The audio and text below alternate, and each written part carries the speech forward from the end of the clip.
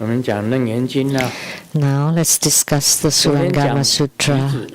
Yesterday we talked about nose, now we talk about the tongue. Ananda, know that the tongue, the root of the tongue, the dust of taste, will generate the consciousness of the tongue. So, does this consciousness arise from the tongue? Of course not. So, if you only have the tongue but without the taste, there would be no flavors. So, of course, not from the tongue. Is it from the taste? And you think that the taste has consciousness? No. If it arises from the tongue, then all the sweets, sugarcane, sour plums, bitter coptis, rock salt, pungent asarum, ginger, and cinnamon of the world would have no taste. And so in the world, sugarcane is sweet, sour plums sour, bitter coptis, salty rock salt, pungent, asarum, ginger spicy, and cinnamon is also spice. If they arise from the tongue, then all these things would have no taste. Without these things. So try to taste your own tongue. Is it sweet or bitter? But actually, none, because the tongue has no self-nature. If you don't eat the thing, then the thing also has no self-nature. So, in that case, the tongue consciousness will not arise either without the tongue or without the flavors or touching the tongue. I often talk about this, that when Master Changzi, the word durian, immediately mouth salivates, then we could hear the sound of swallowing the saliva. So just the word durian can make him like that. Or if you see sour plums, then you could feel that taste,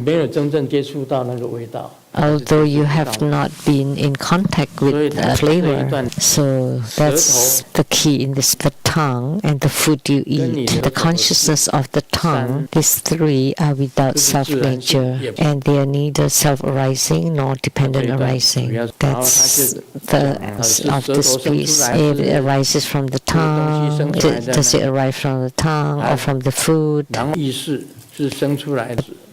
Consciousness of the tongue, of course, none of those. They are without self-nature.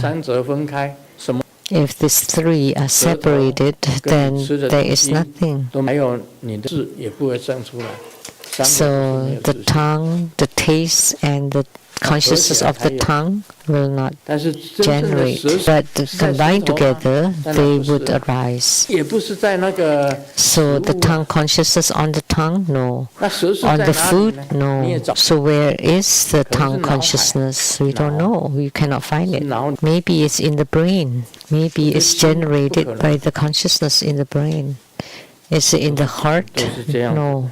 Three are non-existent. The tongue, the taste, and the consciousness of the tongue. They are neither dependent arising nor self-arising. So these are the three sense fields. Lian, I had some interest in her because she looks nice. Just slightly chubby, slightly like Zheng Hong, the one from Singapore or Malaysia. Slightly, but more elegant, more graceful. She's very lovely. Seeing each other, we would just smile at each other. And she said, "Don't you know that smiling is meaningful? You know, human world is rather lowly. You have to touch to happen. But in the heavens, you just by smiling. When you see someone and you just smile and it comes. You look into my eyes, I look into your eyes. that's it, you're dead. Or smile at each other, and that's it. Or just holding hands. That's how it is in heaven. Just looking into each other's eyes, and then that's it, you're dead. Or smiling at each other. So that means it happens by looking into each other's eyes or smiling, but only in the human world that you have to touch to make it happen. I use the heavenly method, told Lian. She smiled at me, I smiled at her, that's it. And then only after I got married, she told my sister, I love your brother, don't you know? I didn't say earlier, you should have told me earlier. So I did not go after her. I did not know. It was a classmate of my own younger sister, so. Of course, what Sakyamuni Buddha said, taste will not exist without eating it, because the tongue itself has no awareness. If you touch something, then there is taste, the sense of touch. It's also the sense of touch of the body. That's the sense of the tongue, or the consciousness of the tongue. I remember before in Taiwan, there was a very famous chef called Aji chef, and he was caught with a woman. We're just mouth to mouth, but not tongue to tongue. That's the explanation of the chef. And the lawyer said, don't say that much, let me talk. Did you watch the news on that? Because they didn't have their tongues touching each other. Actually, it's more tasteful to have the tongue touching another tongue. Strange, why? That's very strange. Because the tongue has the sense of taste, awareness of taste, that would generate the consciousness of taste, but not lips to lips. It has to be from tongue to tongue to generate the taste. Is that so? Say it. Is that so? Many things really need the consciousness of the tongue has to be in contact with something in order to be generated. It's not generated by the tongue, not by the food, or by the thing, the object. So if they don't exist, then the flavor doesn't exist, or the tongue consciousness doesn't exist. Remember one thing, the hygiene of the mouth. You need to take care of it. You don't brush your teeth only when you wake up in the morning and before bed at night. That's wrong. You should clean and brush your teeth after you eat, every time. That's to maintain the oral hygiene and the cleanliness of the teeth. Brushing twice a day is not enough, because the food that you eat during the day would rot and generate some odor, and no one would dare to kiss. I eat very plainly, and I cannot eat a lot of things, sweets or salty or too spicy or too pungent. I only eat something very plain.